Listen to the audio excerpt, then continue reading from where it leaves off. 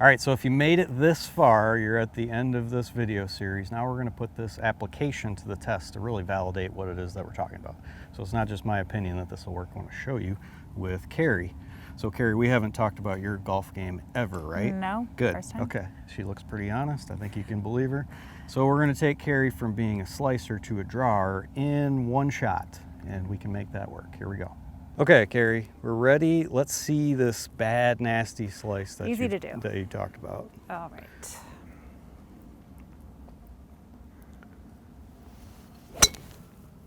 Yep, that's it.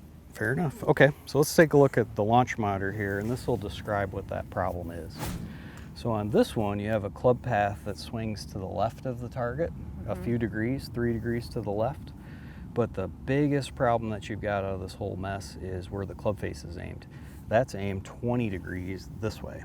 So you've got a swing direction going this way, club face angle this way, and a big curving shot to the right. So let me go through how that'll work one more time here for you. So at this point, if you're hitting just a shot over there, your club head is swinging this way to the left. You have the face angle aimed so far to the right, and that's the part that makes the ball take off. Bang. Ball starts to the right, spins further to the right, big mess. So the way that you're going to draw this is you have to do the opposite. So first part would be just aim the face really straight, or even a little bit to the left. That will make the ball start straight. Then you need a swing direction, or to swing this club more to the right, into out, that way. Okay. So it sounds a little different than what you were probably expecting. Yep. But a centered hit, anything close to the toe end of the club with that kind of swing, and you'll have the ball that curves to the right. All right. Starts to the right, curves to the left. So let's do that. Go ahead and hold that. Okay. Make a couple small changes in how you normally hit this. Tee this up a little bit higher. First one is that when you set up to this ball, I'm just going to put this head cover down. Now the swing that you just used and the one that makes you slice into the trees all the time, you would swing down, hit this head cover, this would go flying down the range, and maybe you'd hit the ball altogether. So I'm going to put this here as just a reference or a way for you to visualize that the club head needs to swing out this way. Okay. Good so far? Yeah. Okay. Go ahead and set up to this ball.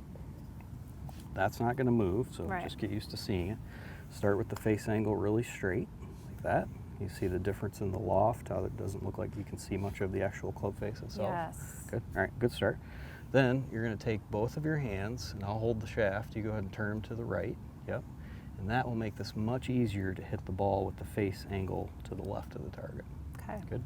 So that's all done even before you hit the ball. So that shouldn't feel daunting. That's just easy stuff. A couple of swings, you'd get used to that. Next part though, that you're going to do during the swing, this one's easy.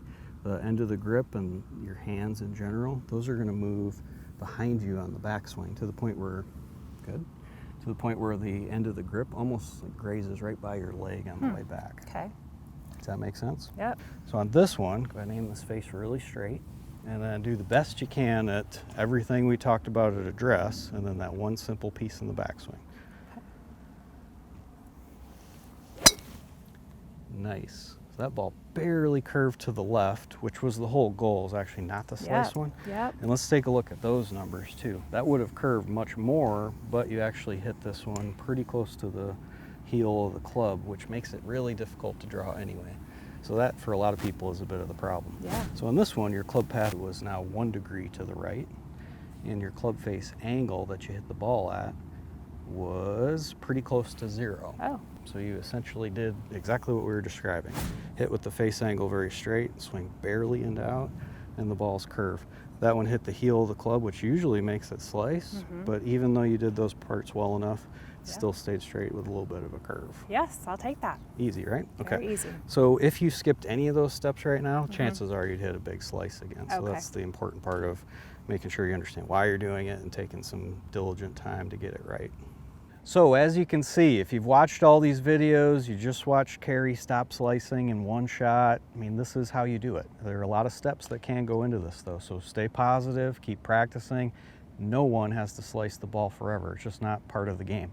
If you have any troubles though, go back and watch the video that might pertain to your issue and you'll be able to solve it just like you saw here. It's gonna work, and it's gonna work every time. It's up to you.